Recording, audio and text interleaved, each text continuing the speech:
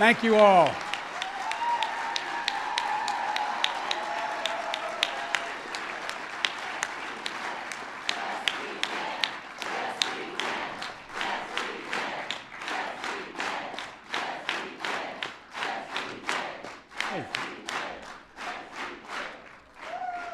Yes, he did.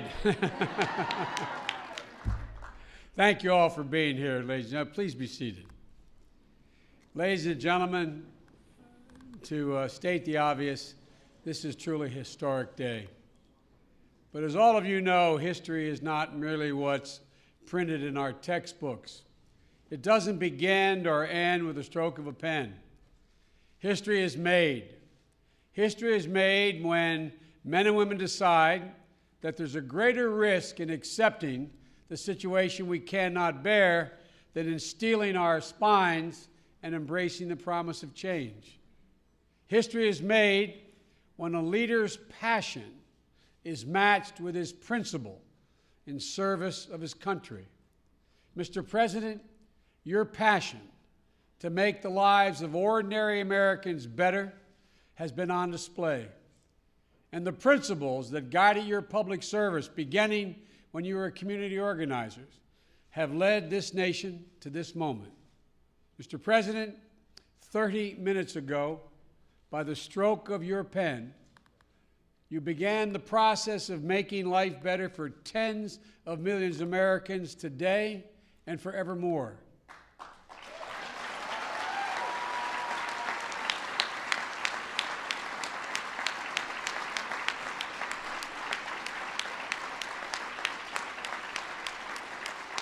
For much too long, Americans have been denied what every human being is entitled to: decent, affordable health care. Starting with Teddy Roosevelt, straight through to you, Mr. President, everyone else tried. They were great men. They gave it their best, but they came up short. But you succeeded, Mr. President, and we owe you for that.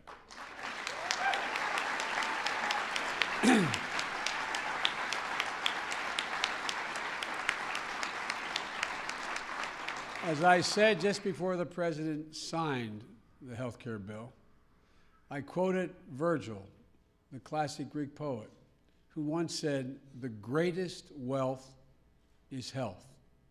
The greatest wealth is health." Mr. President, you've made us a nobler and wealthier nation by providing for the health of your fellow citizens.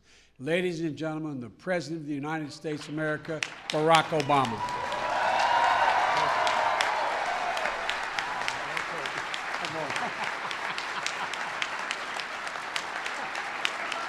Thank you, everybody. Thank you. Thank you. Thank you, everybody. Please have a seat.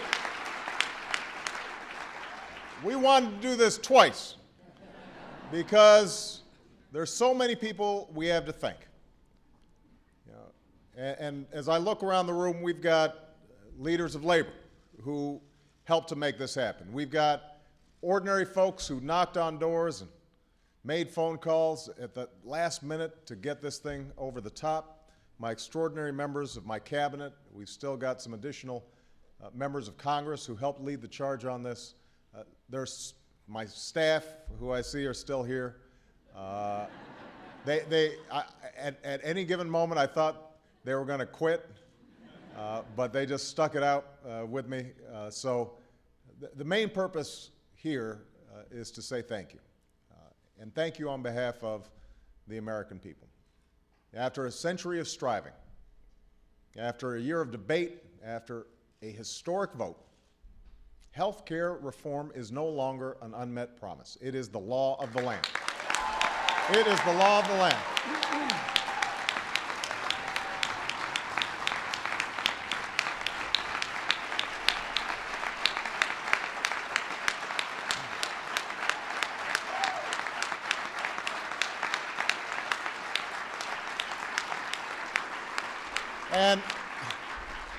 And although it may be my signature that's affixed to the bottom of this bill, it was your work, your commitment, your unyielding hope that made this victory possible.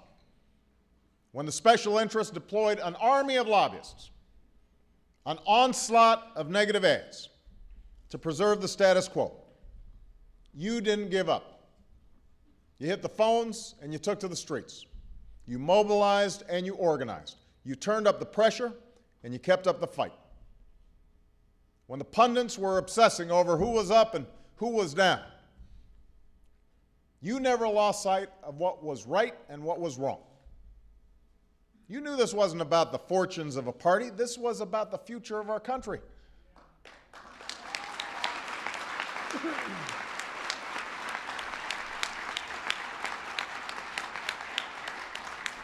And when the opposition said this just wasn't the right time, you didn't want to wait another year or another decade or another generation for reform. You felt the fierce urgency of now. You met the lies with truth. You met cynicism with conviction. Most of all, you met fear with a force that's a lot more powerful, and that is faith in America. You met it with hope.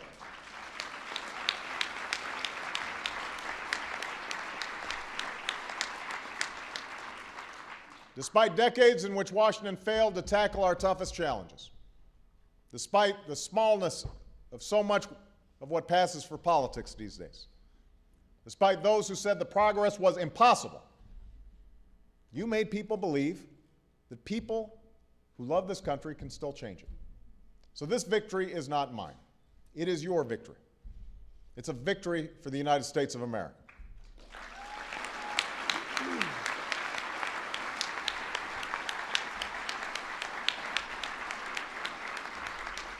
For 2 years on the campaign trail, and for the past year as we've worked to reform our system of health insurance, it's been folks like you who have propelled this movement and kept us fixed on what was at stake in this fight.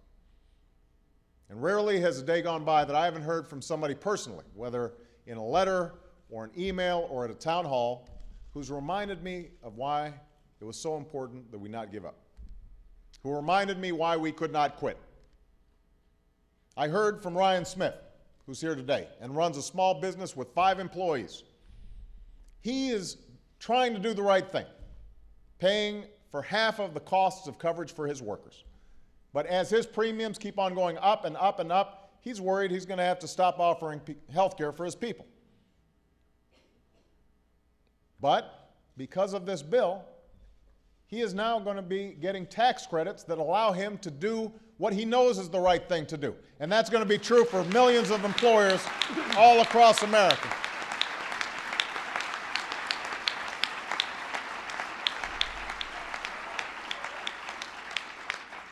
I heard the story of 11-year-old Marcellus Owens, who's right here, looking sharp in his...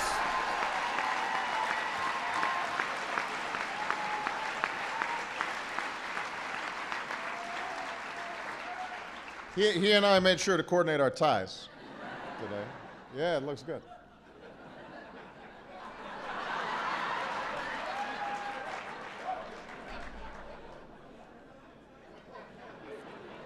Marcellus is a wonderful young man, and he lost his mom to illness, and she didn't have insurance and couldn't afford the care that she needed. So in her memory, Marcellus, 11 years old, has told her story across America so that no other children have to go through what his family has experienced. That's why we don't quit.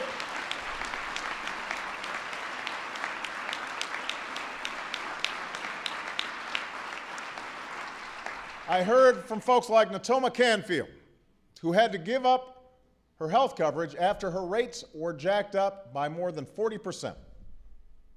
And she was terrified that an illness would mean she'd lose the house that her parent built, but she also knew that if she was burdened by these huge premiums, that she wouldn't be able to pay the mortgage. So she finally decided not to keep her health insurance. And she's now lying in a hospital bed as we speak, faced with just such an illness, and she's praying that she can somehow afford to get well. And her sister Connie's here today. And it's because of Natomi's family that we could not quit.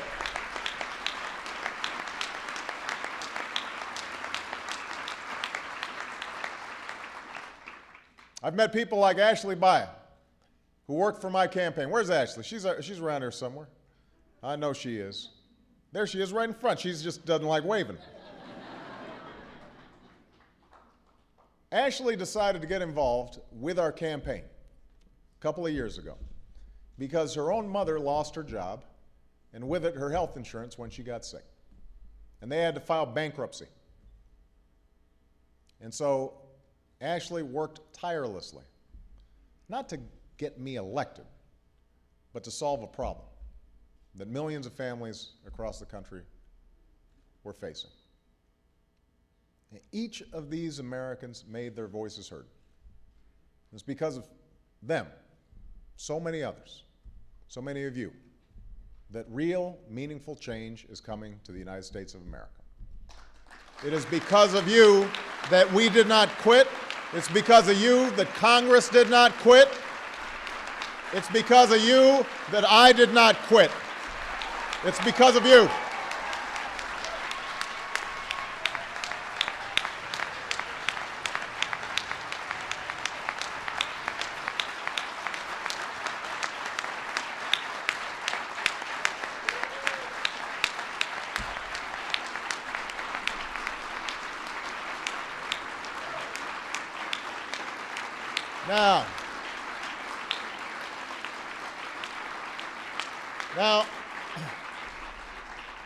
Now let me tell you what change looks like, because those fighting change are still out there, still making a lot of noise about what this reform means. So I want the American people to understand it and look it up for yourself. Go on our website, whitehouse.gov, or go to any credible news outlet's website and look in terms of what reform will mean for you.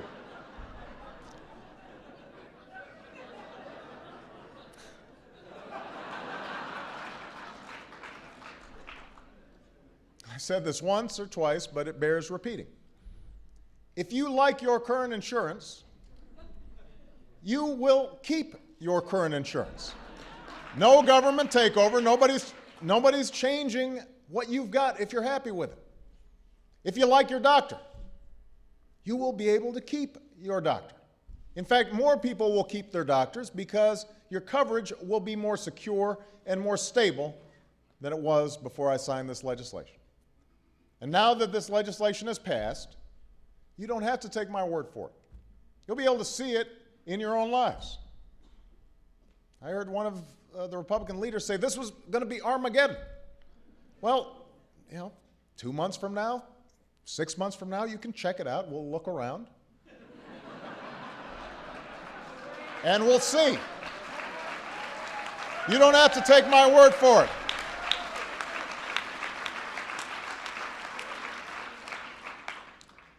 So what works in our system won't change. And a lot of people are happy with the health care that they've got, and that won't change because of this legislation. Here's what will change, and here's what will change right away. This year, we'll start offering tax credits to about 4 million small businesses to help them cover the cost of coverage. And that means that folks like Ryan will immediately get a tax break so that he can better afford the coverage he's already providing for his employees. And who knows, because of that tax break, he may decide to hire a couple more folks in his small business because of this legislation.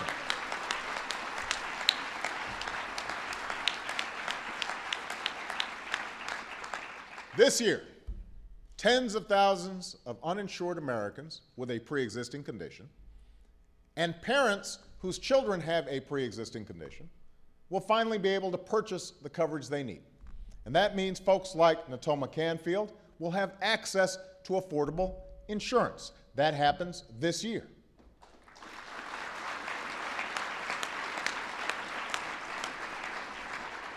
This year, insurance companies will no longer be able to drop people's coverage when they get sick, or place lifetime limits or restrictive annual limits on the amount of care they can receive. This year, all new insurance plans will be required to offer free preventive care. And this year, Young adults will be able to stay on their parents' policies until they're 26 years old. That all happens this year.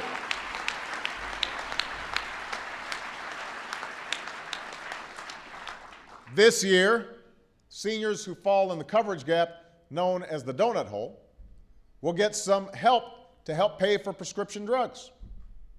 And I want seniors to know, despite what some have said, these reforms will not cut your guaranteed benefits. Let me repeat that. They will not cut your guaranteed benefits, period. I'd be wary of anybody who claimed otherwise. So these are the reforms that take effect right away. These reforms won't give the government more control over your health care. They certainly won't give the insurance companies more control over your health care. These reforms give you more control over your health care. And that's only the beginning.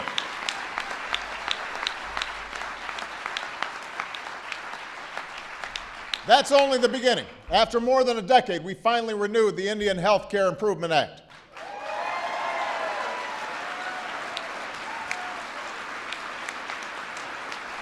And the other changes I'm signing into law will take several years to implement fully. But that's because this is a difficult, complex issue, and we want to get it right. One of these reforms is the creation of a health insurance exchange. This is one of the most important reforms, and by the way, originally, I should point out, a Republican idea.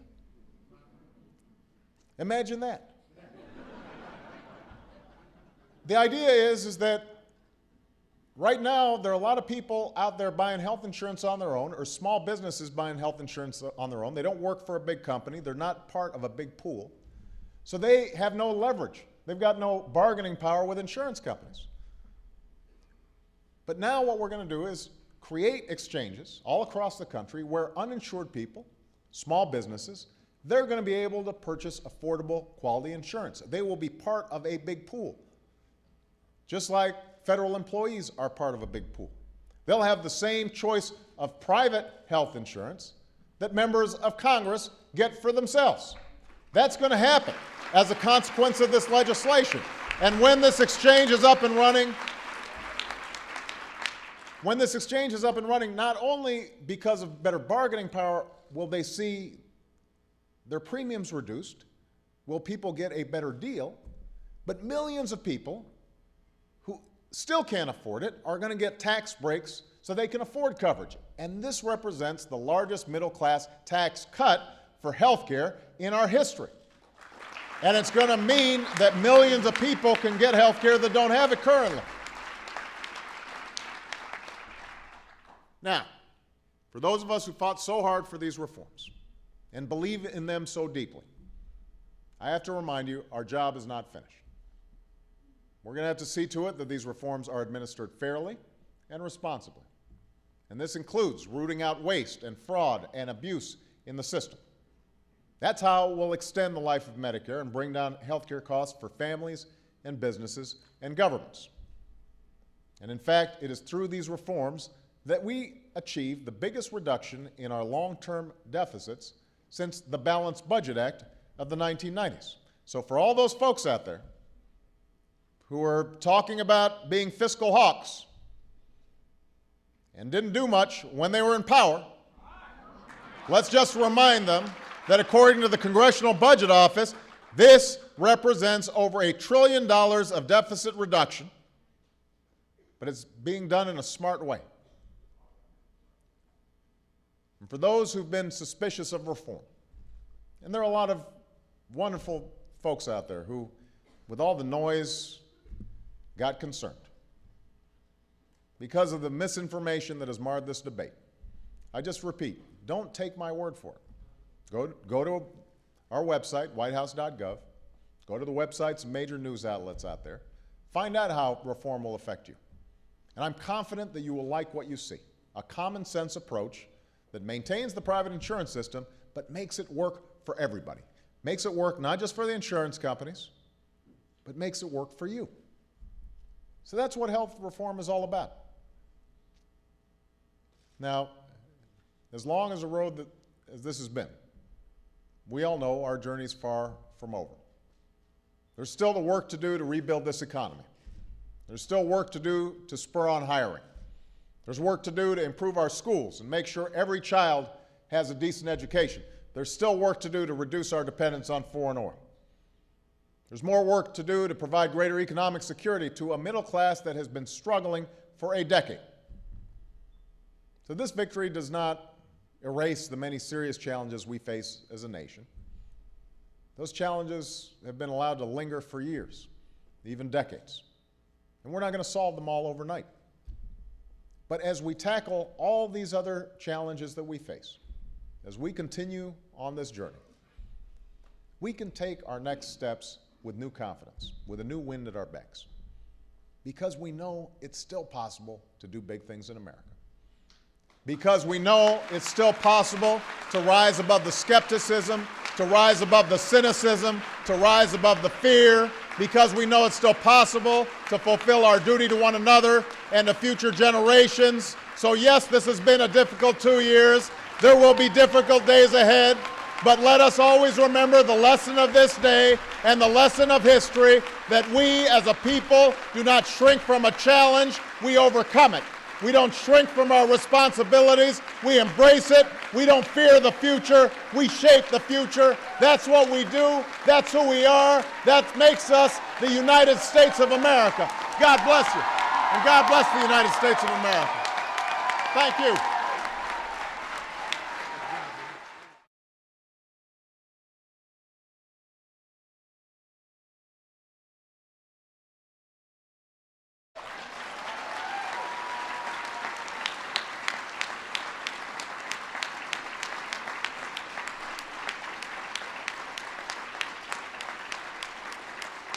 For much too long,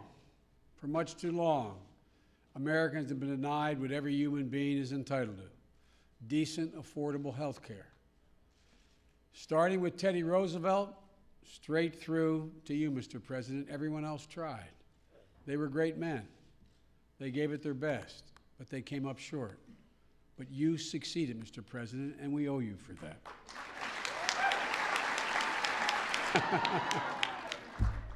Thank you all for being here, ladies and gentlemen. Please be seated. Ladies and gentlemen, to state the obvious, this is truly a historic day. But as all of you know, history is not merely what's printed in our textbooks. It doesn't begin or end with a stroke of a pen. History is made. History is made when men and women decide that there's a greater risk in accepting the situation we cannot bear than in steeling our spines and embracing the promise of change. History is made when a leader's passion is matched with his principle in service of his country. Mr. President, your passion to make the lives of ordinary Americans better has been on display. And the principles that guided your public service, beginning when you were community organizers, have led this nation to this moment. Mr. President, 30 minutes ago, by the stroke of your pen, you began the process of making life better for tens of millions of Americans today and forevermore.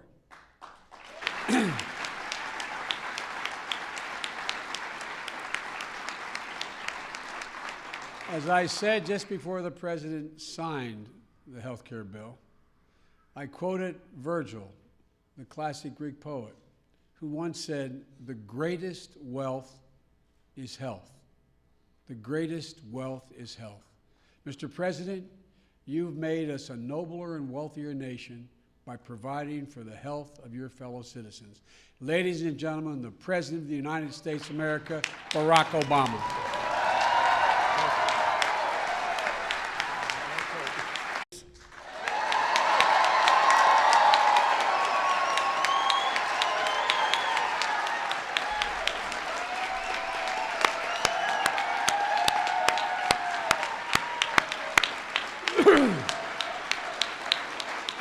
Thank you all.